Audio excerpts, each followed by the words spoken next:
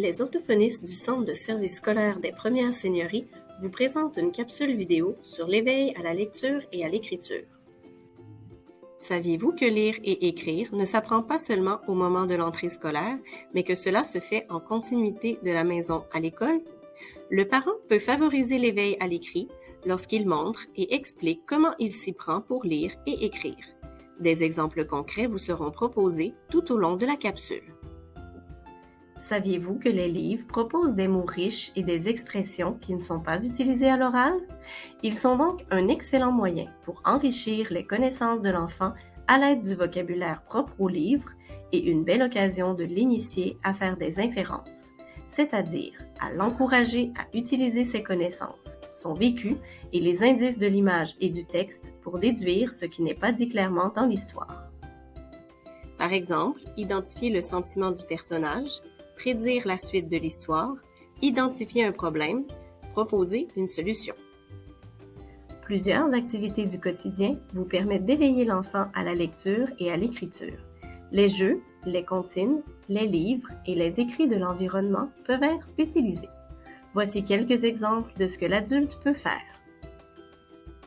Lire en suivant les mots avec le doigt. Par exemple, en lisant l'étiquette de la bouteille de shampoing ou de la boîte de céréales, l'adulte peut dire « Regarde, je lis les mots en suivant avec mon doigt de gauche à droite ».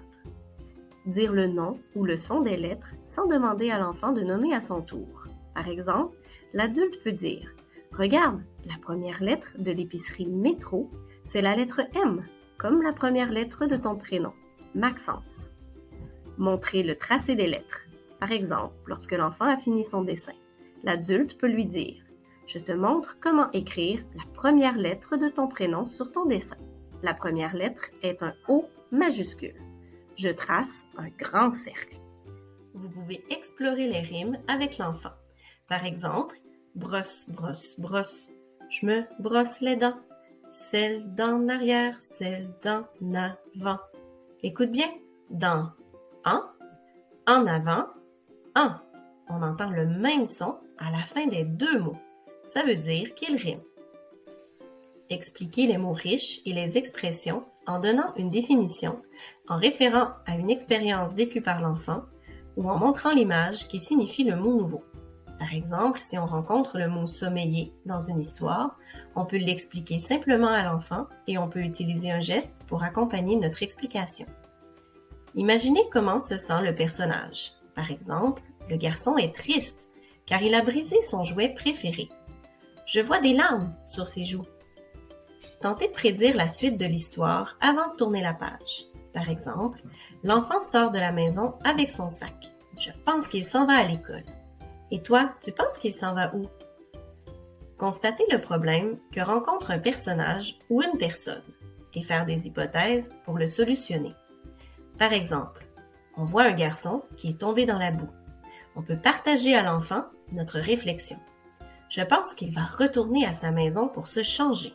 Et toi, tu penses qu'il va faire quoi?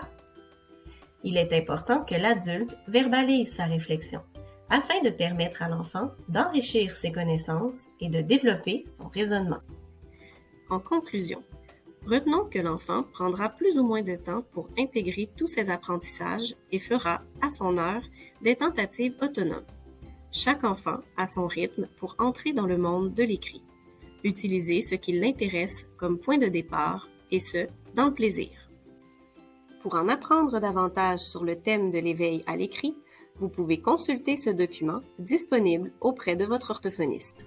Bonne exploration! Plusieurs exemples, citations, idées et paraphrases ont été tirés de ce livre.